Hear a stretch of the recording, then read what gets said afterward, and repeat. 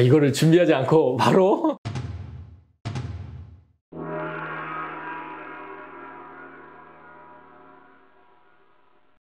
사실 우리가 뭐 죽을 병 하면 보통 암을 떠올리지만 실제로는 이 심혈관에 의해서 뇌혈관이나 심장혈관에 의해서 급사하는 경우가 가장 많습니다. 그래서 이 심혈관 건강을 위한 우리가 노력들을 많이 이제 신경을 써야 되는 건데 저는 항상 이 세 가지를 먼저 말씀을 드려요.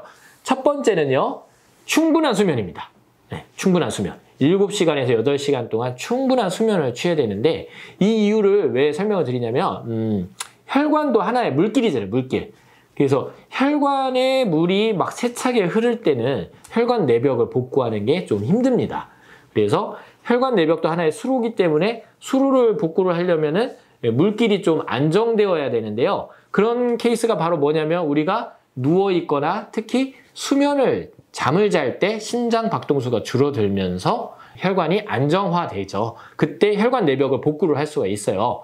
그래서 잠이 오지 않더라도 7시간에서 8시간 정도는 최소한 눈을 감고 누워있는 시간을 만들어라 라고 제가 말씀드립니다. 물론 불면증을 치료하는 것이 가장 좋겠죠. 그래서 첫 번째는 충분한 수면을 통해서 혈관 내벽을 복구할 수 있는 시간을 확보하라이고요. 자, 두 번째는 이제 유산소 운동인데요. 아까 첫 번째로 수면을 얘기한 이유가 잠을 안 자고 유산소 운동을 하면 혈관 내벽은 굉장히 힘들어져요. 그래서 충분한 수면을 한 다음에 그 다음에는 이제 유산소 운동을 통해서 혈관 내벽을 좀 더 튼튼하게 강화를 시켜줘야 되는 건데 보통 보시면 이제 꾸준히 계속 같은 속도로 오래도록 걷는 분들 많아요. 뭐 10,000보를 걸었다. 또 어떤 사람은 하루 종일 걸어서 거의 20,000보를 걸었다 얘기를 하는데 실제 연구에 의하면은 같은 속도로 오래도록 걷는 거는 심혈관 건강에 큰 도움이 되지 않는다고 나와요. 안 하는 것보다 물론 낫겠지만 그러면 어떤 운동이 좋냐면 인터벌 운동이라고 해서 심장박동수가 120회 이상으로 좀 무리가 될 정도로 좀 격하게 걷거나 뛸 수 있으면 뛰거나 아니면 오르막길을 걸어서 심장에 부하를 좀 주고 그게 이제 1분에서 3분 정도 잘 하시는 분들은 5분 정도도 갈 수 있겠죠? 그래서 짧은 시간 동안에 심장에 좀 부하를 주고 그 다음에 다시 심장 박동수가 100회 이하로 떨어질 때까지 천천히 걷는 거죠. 천천히 걸어서 심장 박동을 다시 내려앉혀주고 안정이 된다면 다시 또 1분에서 3분 정도는 또 120회 이상으로 뛰게끔 또 오르막을 걷는다든지 또 빨리 걷는다든지 또 뛴다든지 해서 다시 심장에 부하를 주고 다시 한번 100회 이하로 떨어질 때까지 또 천천히 걷고 이런 인터벌 운동을 해줘야지만 심혈관에 적절한 자극을 줘서 결과적으로 심혈관 기능이 개선되는 효과를 얻을 수가 있습니다. 그리고 이제 마지막 세 번째는요.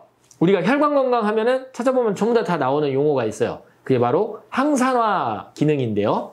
항산화 기능이라는 거는 이제 혈관 내벽에 일어나는 이제 산화 스트레스를 줄여주고 뭐 혈관의 염증을 줄여주고 뭐 이런 기능으로 많이 나오는데 사실은 이 항산화 물질은 모두 다 식물 속에 들어 있습니다. 식물이 뭐 해충으로부터나 아니면은 이제 식물에도 바이러스나 세균 감염이 있기 때문에 이런 외부의 침입으로부터 자신의 몸을 보호하기 위해서 분비하는 일종의 물질, 독성 물질 또는 생리활성 물질이 바로 항산화 물질인데요. 우리 인체나 동물들은 이 항산화 물질을 먹음으로써 내 몸속의 항산화 기능을 유지하는 효과가 있어요. 그게 가장 큰 게 우리가 흔히 알고 있는 비타민 C죠. 뭐 토코페롤도 있는 거고 여러 가지 뭐 식물성에서 나오는 활성 물질들이 다 이런 항산화 작용을 일으키는데 이 항산화 작용을 먹어서 우리가 혈관 건강을 지키려면 결국은 뭐예요? 채소와 나물 반찬을 많이 먹어야 되죠. 그리고 이제 제가 처방하는 이 한약이라는 것도 결국 산에서 나는 산야채, 산나물이라는 생각을 하셔야 돼요. 그래서 보통 한약을 먹으면은 우리가 그동안 많이 못 먹었던 다양한 채소를 먹는 거기 때문에 이런 항산화 기능이 발휘가 되어서 몸이 좋아지고 건강이 회복되고 나아가서 심혈관 기능을 개선시킬 수 있는 좋은 방법이 됩니다.